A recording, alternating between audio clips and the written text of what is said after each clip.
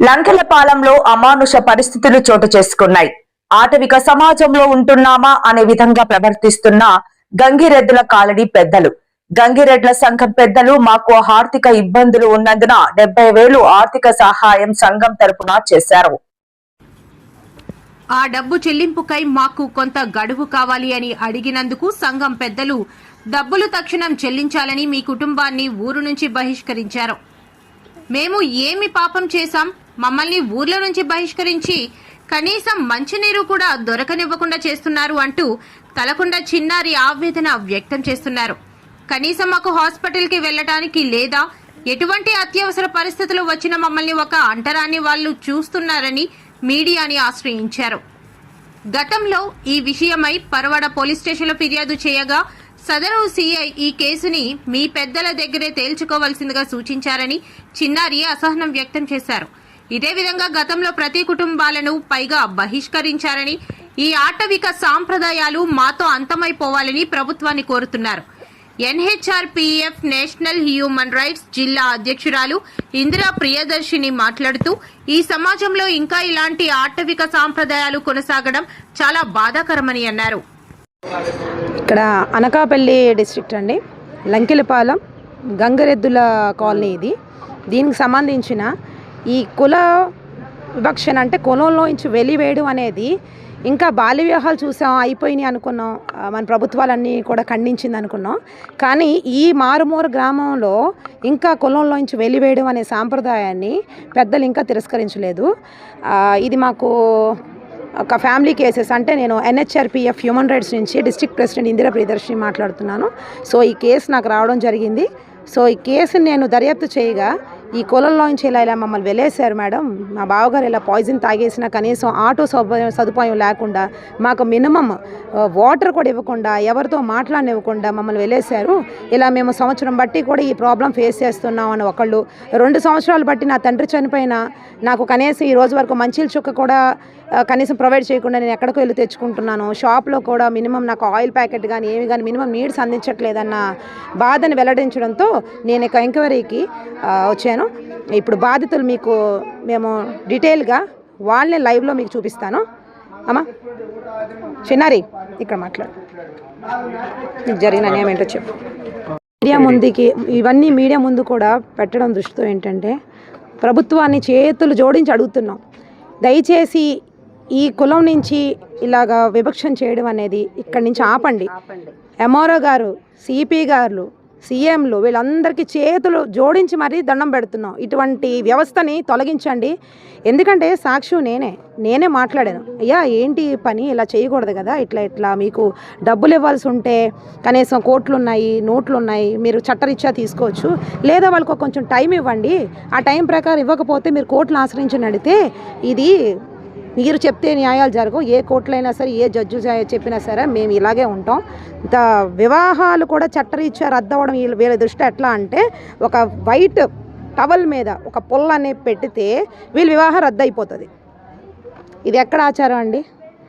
పెళ్ళిళ్ళు చేసుకున్న తర్వాత ఇష్టం లేదన్నా సరే వాళ్ళ దృష్టిలో ఒక పొల్ల ఇచ్చేస్తే వాళ్ళకి రద్దు చేసేస్తారు. ఇది ఎంతవరకు కరెక్ట్? ఆడపిల్లలు చదువుకోవాలి అంటే ఎడ్యుకేషన్ చేయకూడదట, 10th వరకు చేయాలి. దాని సాక్ష్యం చిన్నారి. ఏమ్మా చెప్పొకసారి. చదువుకోకూడదండి, ఒక బొట్టు ఇచ్చి ఊర్లోకి వెళ్ళమంటారు.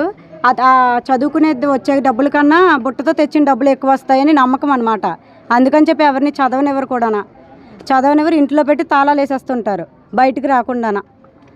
ఇది ఈ విధంగా సమాజంలో ఇటువంటి దయచేసి మార్చండి. రేపటి తరానికి ఇటువంటి పరిస్థితులు రాకూడదు. ఒకవేళ పెద్దలు ఎవరన్నా కూడా మేము ఈ చెప్పిన కట్టుబాట్లు మీకు మేము రిక్వెస్ట్గా అడిగాం, లేదా ప్రభుత్వం దృష్టిలో పెట్టాల్సి ఉంటుంది. ప్రభుత్వం దృష్టిలో పెడితే తగిన చర్యలు కూడా తీసుకోవాల్సి వస్తుంది. తర్వాత ఇది ఇక్కడితో ఆగదు. ఈ అమ్మాయిని వీళ్ళని తీసుకొని నేను ఎంతవరకు అన్నా సరే ఫైట్ చేయడానికి రెడీ. ఎందుకంటే రేపటి తరంలో ఈ ఇబ్బందులు పడకూడదు. నా పేరు తలకొండ చిన్నారి అండి. నేను లంకెలపాలెం గంగిరెడ్ల కాలనీలోని ఉంటున్నాము. మేము ఇలాగ ఒక 70,000 తీసుకున్న కారణంగా మేము కొంచెం సమయం అడిగామండి. సమయం అడిగితే ఆ సమయం ఇవ్వను, నువ్వు ఇప్పటికిప్పుడే డబ్బులు ఇవ్వాలి, లేదంటే నేను ఊర్లోంచి వెళ్ళేసేస్తున్నాను అన్నారు. మేము అప్పటికే అడిగామండి. అడిగినా కానీ మిమ్మల్ని ఊర్లో నుంచి బహిష్కరించేస్తున్నాము, ఒకసారి ఊర్లో నుంచి వెలివేస్తారు అంటే మాతో ఎవరు మాట్లాడడం కానీ, మాకు ఒక మంచినీళ్ళు చుక్క ఇవ్వకపోవడం కానీ, మేము ఏ షాప్కి వెళ్ళినా ఆ షాపుల దగ్గర వాళ్ళు తప్పు తీసుకోవడం కానీ ఇలాంటివన్నీ జరుగుతుంటాయండి.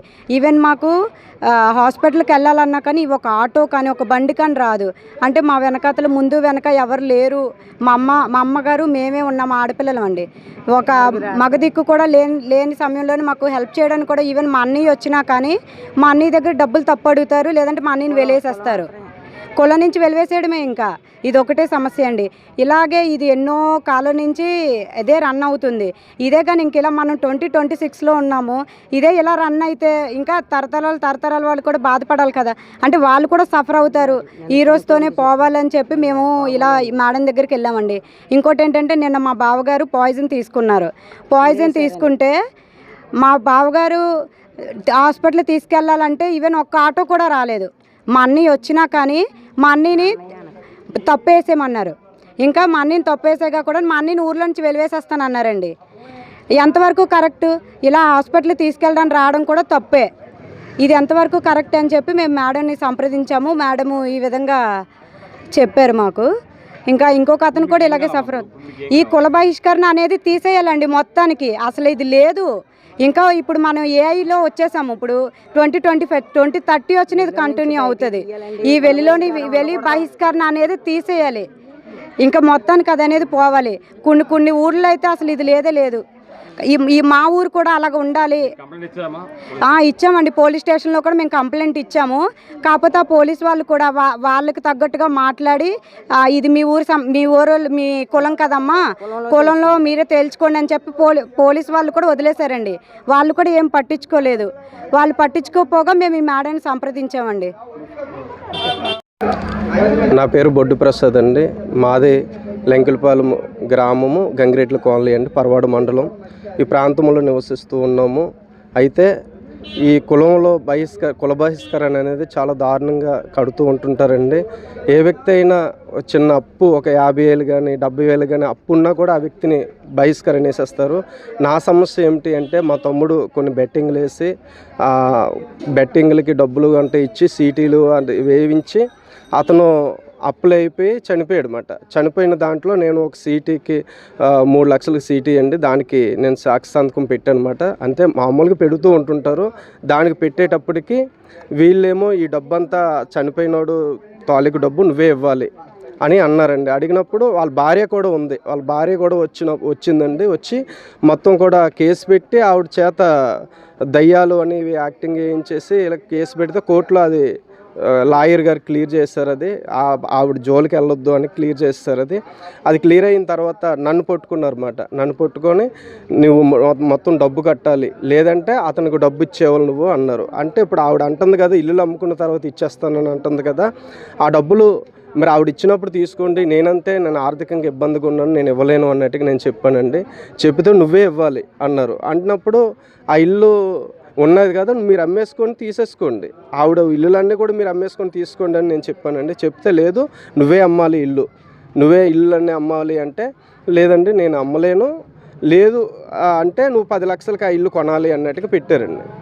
పెడితే సరే అయితే నేను 10 లక్షల కంటే నా ఆర్థికంగా ఇబ్బందిగా ఉంది, నేను కొనలేను, అయితే 2 ఇళ్ళు కలిపేసి నాది ఆవిడది కలిపేసి నేను అమ్మేస్తే మీరే తీసుకోండి అంటే ఒక్కరు కూడా తీసుకోలేదండి. ఇల్లు ఎవరు కూడా కొనలేదు, మేము నువ్వే కొనాలి అన్నట్టుగా మాట్లాడారండి. మాట్లాడితే అది అయిపోయిన తర్వాత మా నాన్నగారు చనిపోయారు. మా నాన్నగారు చనిపోతే ఒక్క వ్యక్తి కూడా రాలేదు అక్కడికే. మేమే ఆ కార్యక్రమం జరిపించుకుంటూ ఉంటుంటే తాగుబోతుకున్న మా బావని తీసుకొని వచ్చి అతని చేత హామీ పట్టించుకున్నారన్నమాట. హామీ పట్టించుకొని నేను ఇప్పిస్తాను అన్నట్టుగా అతను హామీ పట్టించుకున్న తర్వాత కొన్ని రోజులు పోయిన తర్వాత అతని చేత అడిగిపించి అతని చేత వెలివేయించారు. ఇప్పటికీ కూడా నేను వెలివేతలో ఉన్నానండి. వెలివేతలో ఉంటూ నేను ఇబ్బంది పడుతూ ఉన్నప్పుడు ఇప్పుడు నువ్వు ఆ ఇల్లన్న కొనాలా, లేదు అంటే మా డబ్బన్న ఇచ్చేవాళ్ళ అంటున్నారు. నేనేమో ఆవిడని అడగండి, ఆవిడ చేత ఇల్లు అమ్మించి తీసుకోండి అంటున్నాను. నేను ఇలాగే వెలివేతలు ఉంచేశారండి. ఇది చాలా వెలివేత అంటే 2 ఇయర్స్ అండి. 2 ఇయర్స్ నుంచి నేను వెలివేతలో ఉన్నానండి. వెలివేత అంటే ఈ కులంలో ఒక్కరు కూడా మాట్లాడకూడదు, బంధువుల దగ్గరికి వెళ్ళకూడదు, కొట్టు దగ్గరికి కొనడానికి వెళ్ళకూడదు. చాలా దారుణంగా వెలివేస్తారండి. 2 years 10 years నుంచి ఉన్నామండి. ఇదే సాగుతుందండి. పట్టించుకోలేదండి అసలు. కంప్లైంట్లు ఇచ్చినా కూడా పెద్దగా ఈ వెలివేత గురించి కంప్లైంట్లు ఇవ్వలేదండి ఇప్పటికొచ్చి కూడా ఎవరికి కూడా. కూర్చొని ఎప్పుడు ఇదేంటి మన ఏ దేశం ఏ ఊరికి లేనిది మనకే ఎందుకు కట్టుబాట్లు పెద్దలు విధించింది కదా ఇది తీయడానికి అవ్వదు అన్నట్టుగా అలా పెట్టేస్తారండి అంతే. ఆ వెలివేతలోనే ఇంకా వెలివేత అనేది కులంలో ఉండకూడదండి. ఏ కులంలో కూడా వెలివేతలు లేదు, ఈ కులంలో కూడా వెలివేతలు ఉండకూడదండి అంతే.